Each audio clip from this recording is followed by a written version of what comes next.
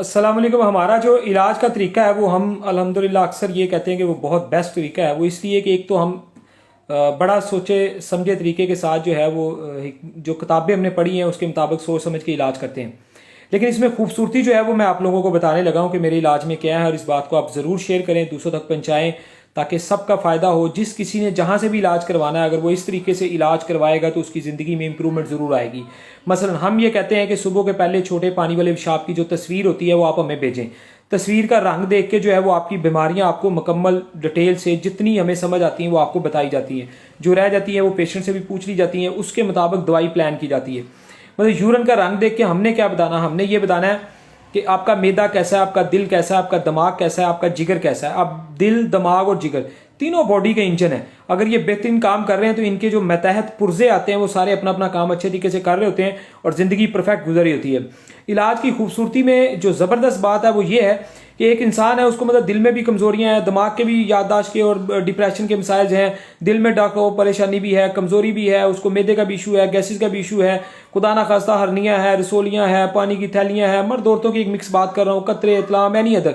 मतलब एक पेशेंट के अंदर एक नहीं 30 बीमारियां खुदा ना खास्ता छोटी छोटी मुख्तलिफ अलामतों में सामने आ जाती हैं। ठीक है जी, वो हम सारी रजिस्टर के ऊपर नोट करते हैं।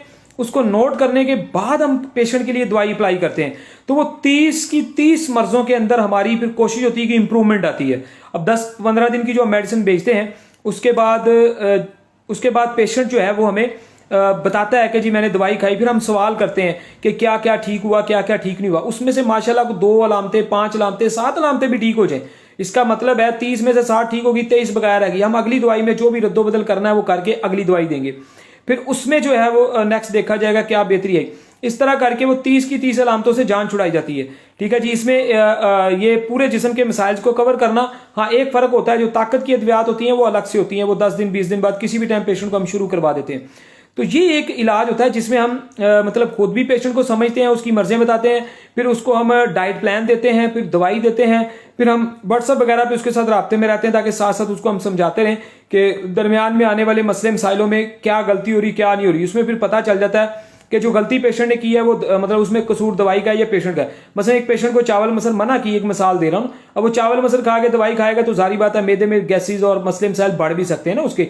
एक मिसाल दे रहा हूँ, या वो दूध हमने बंद किया वो पी रहा है तो मसले मसाइल बढ़ सकते हैं, सेब बंद किया है तो फिर हम साथ साथ गाइड करते हैं तो अल्हम्दुलिल्लाह वो अपनी रूटीन पे चढ़ जाता है। जैसे उसके बहुत सारे मिसाइल खत्म होते हैं, ताकत की अद्वियात खिलाते हैं, इंसान की जिंदगी जो है परफेक्ट हो जाती है। तो यही एक बेहतरीन तरीका इलाज है जिसको हम बेस्ट समझते हैं, और यही हमने जो है वो किताबों के अंदर पढ़ा है कि इसी तरीके से इलाज करना चाहिए। तो इस तरह के इलाज को आप लोग जरूर लाइक किया करें, बात को शेयर किया करें, लोगों को समझ आए।